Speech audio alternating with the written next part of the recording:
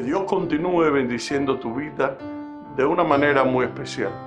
Yo soy René González, ministro de Un Nuevo Pacto. Quiero darte la bienvenida a otra reflexión basada en el misterio de la gracia. Y en el día de hoy estaremos hablando acerca de Dios hizo al hombre recto.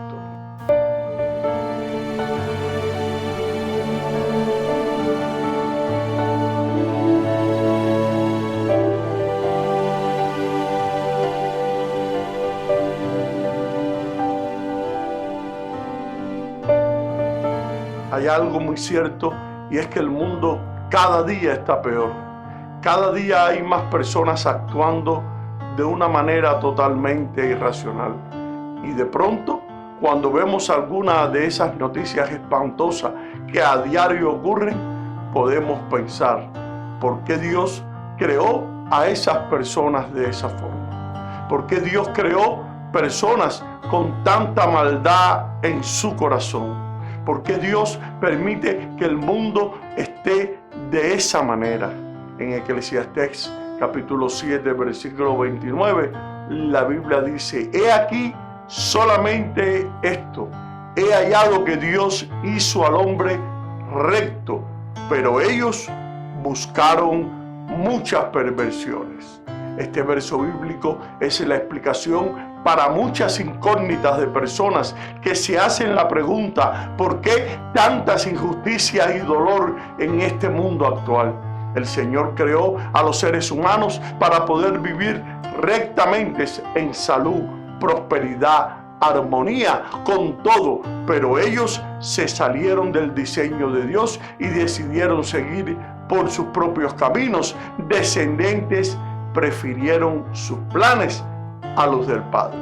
La perversión es el estado de la corrupción de las costumbres del ser humano, la modificación patológica de las tendencias afectivas y éticas normales que se traduce en comportamientos extraños, inmorales y antisociales. Dios creó al hombre a su imagen, pero nos dio una voluntad propia para poder decidir. Dice en Génesis capítulo 1, versículo 27, creó pues Dios al hombre a imagen suya, a imagen de Dios lo creó, varón y hembras los creó. El diseño original de Dios para el hombre era que fuese un hombre recto y perfecto.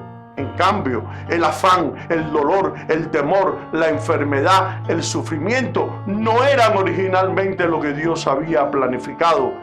Pero el hombre, en su libre albedrío, se inclinó al pecado y luego quiso solucionar sus problemas solo y sin la ayuda de su Creador. A partir de la caída del hombre fue que quiso independizarse de su Creador y desvió su naturaleza para vivir la vida como mejor le parecía. Debido al uso inapropiado de la voluntad propia, el hombre se desvió y la humanidad entera entró en un caos. En las guerras, niños que nacen con malformaciones, catástrofes naturales, robos, violencia familiar, desviaciones sexuales, indigencia, niñez abandonada, mucha hambre y muchos vicios. Eso es producto del pecado de la humanidad que trajo todo tipo de ruina al mundo, una ruina física, una ruina moral y una ruina espiritual.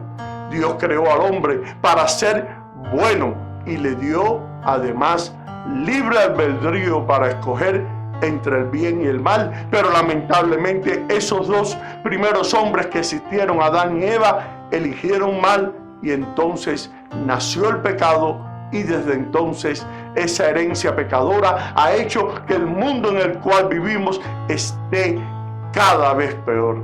Pero sin embargo, si he hallado que Dios hizo al hombre recto, no es poca cosa. Pero él mismo se buscó solito muchas perversiones, muchas artimañas. Es decir, el hombre fue creado con un carácter moral a la semejanza de Dios. Dios es justo. El hombre fue creado recto y justo. De la misma forma, podríamos concluir que muchos de los aspectos del carácter de Dios fueron dados al hombre en su creación: el amor, la justicia, la verdad y la fidelidad. Pero sin embargo, el hombre se buscaron muchas perversiones. Aquí tenemos el inicio del mal en la creación de Dios. El pecado entró en el mundo por un hombre, diría más tarde el apóstol Pablo en Romanos capítulo 5, versículo 12. No voy a especular sobre el origen del mal. Doy por hecho que tuvo su inicio en la voluntad del hombre. Lo que podemos asegurar es que Dios creó al hombre bueno y en gran manera, con una naturaleza recta y justa. Lo vistió de su gloria y le dio su carácter. Pero sin embargo, la voluntad libre del hombre permitió que el hombre escogiera muchas perversiones o artimañas, y la situación actual que vivimos no es culpa de Dios, es culpa del hombre que no ha sabido escoger entre el bien y el mal. El hombre ha preferido seguir viviendo con la herencia de pecado y de maldad, y no ha limpiado su corazón y su mente por medio de Jesucristo. Por esa misma razón, por más esfuerzo que hagan los hombres, nunca podrán conseguir la tan anhelada paz mundial.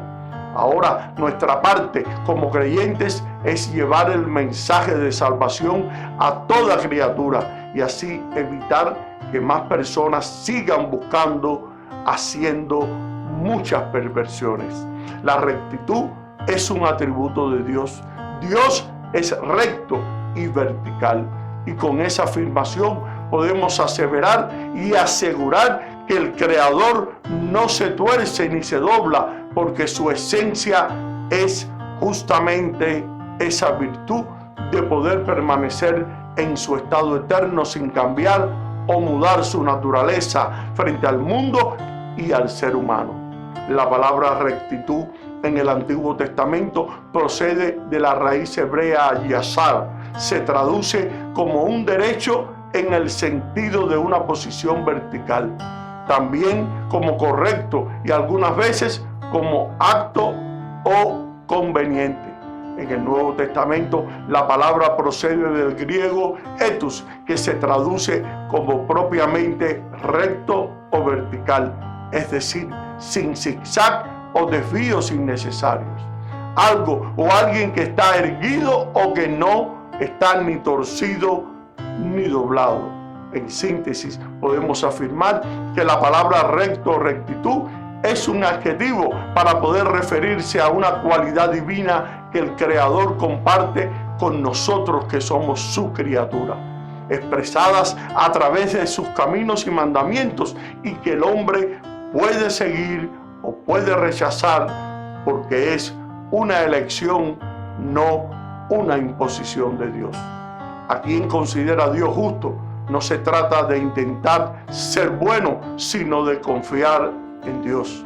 Vivimos en un mundo donde como nunca en la historia los hogares se están desmoronando. Los hijos están perdiendo la figura paterna. Hay más mujeres solas y hay más conflictos a causa de la gravedad de un problema. Hay muchos niños que están creciendo sin la figura paterna, sea que el padre viva con ellos o no.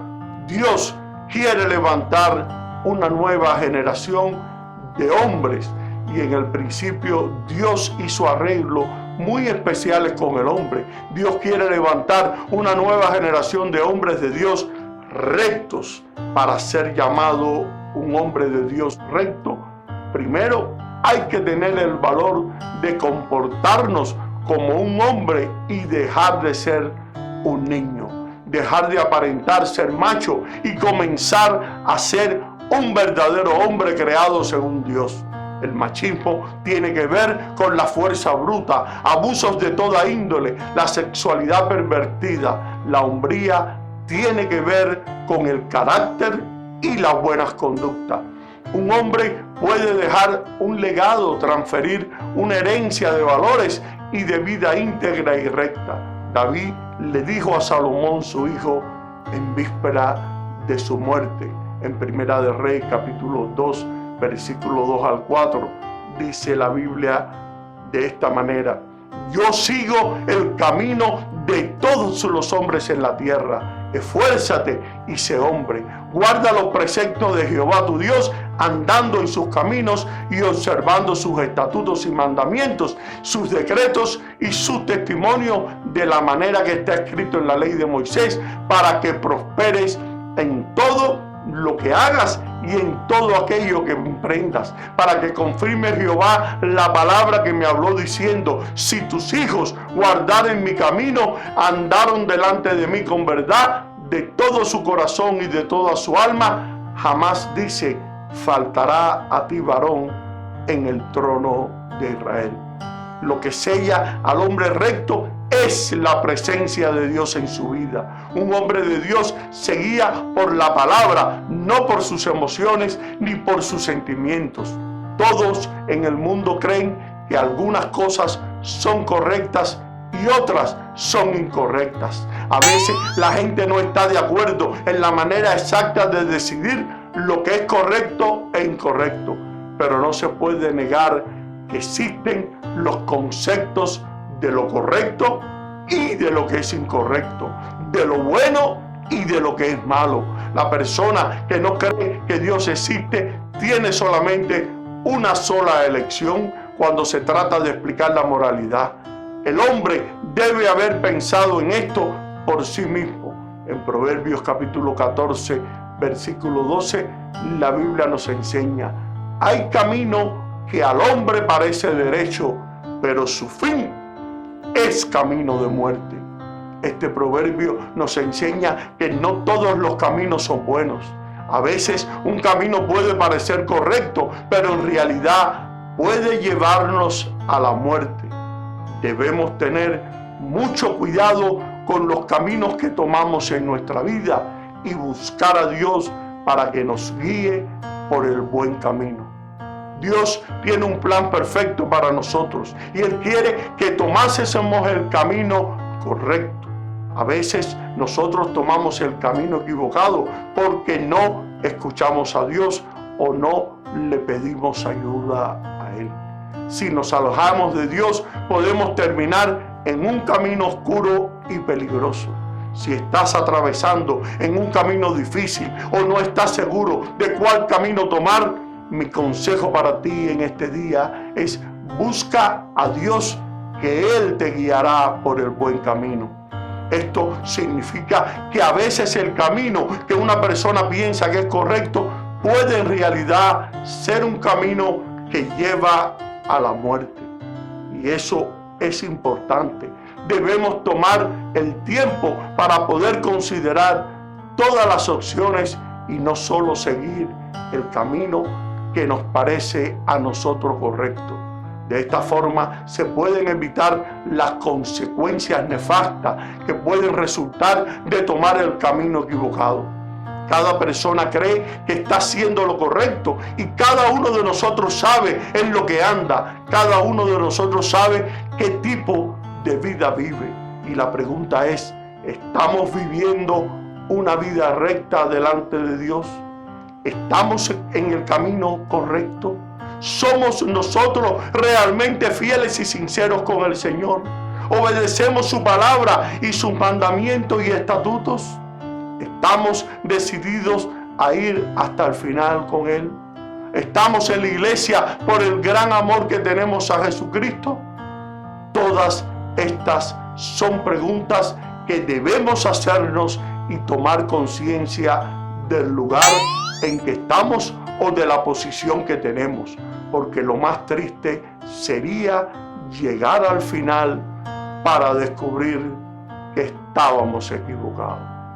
Y espero que esta enseñanza te haya sido de gran bendición para tu ser interior y la puedas poner en práctica en tu diario caminar en el Señor.